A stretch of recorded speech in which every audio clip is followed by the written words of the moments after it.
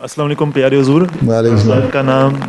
خاک صاحب کا نام محمد فاتح عمیر زاہد ہے اور خاک صاحب ماسٹرز کر رہے ہیں انڈسٹریل انجینئرنگ میں.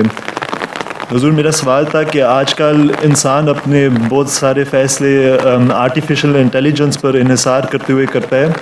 یہ ٹیکنالوجی جو ہے یہ اخلاقی کردار کو مد نظر نہیں رکھتی، تو کیا انسان کو کس حد تک اس کے اوپر انحصار کرنا چاہیے؟ جہاں یہ تو آپ نے دیکھنا ہے، آپ دیندار آدمی ہیں کہ جہاں دین کی تعلیم سے پرے ہٹ رہے ہیں، جہاں اخلاقی اقدار سے پرے ہٹ رہے ہیں. اسلامی اخلاق کیا ہیں؟ اسلامی اخلاق تو قرآن کریم میں بیان ہو گئے سارے، یا حدیث میں سنت سے ثابت ہو گئے سارے. اگر ان سے پرے ہٹ کے جا رہی ہے کوئی چیز تو وہ غلط ہے، اس میں وہاں آپ رک جائیں.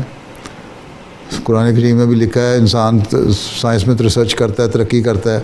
انسان ترقی کر لے گا، اس حد تک ترقی کر لے گا کہ جو اللہ تعالیٰ کی بنائی مخلوق ہے اس میں تبدیلی پیدا کرنے کی کوشش کرے گا. اور وہ کلوننگ جو ہے اس کا ایک نتیجہ ہے. اب کلوننگ ایک سائنس ہے، اس کا نتیجہ بھی اللہ تعالیٰ کہتا ہے دماغ بھی میں کھولتا ہوں، تمہیں دیتا ہوں، تو جو بھی دلاتا ہوں. لیکن کلوننگ جو ہے یا اللہ تعالیٰ کی مخلوق میں بناوٹ میں تبدیلی جو ہے اس کو اللہ تعالیٰ پسند نہیں کرتا.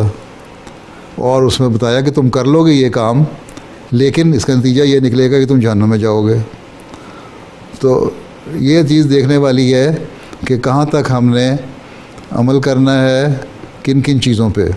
جہاں ایک بیریئر مقرر کرنا ہوگا کہ آرٹیفیشل انٹیلیجنس کا کیا ہمیں فائدہ کہاں تک ہو رہا ہے، جہاں ہماری نقصان دہ ہو رہی ہے، جہاں ہماری تعلیم سے ہمیں ہٹا رہی ہے، جہاں ہمارے اخلاق خراب ہونے کی کوشش ہو رہے ہیں، وہاں ہم نے رک جانا ہے.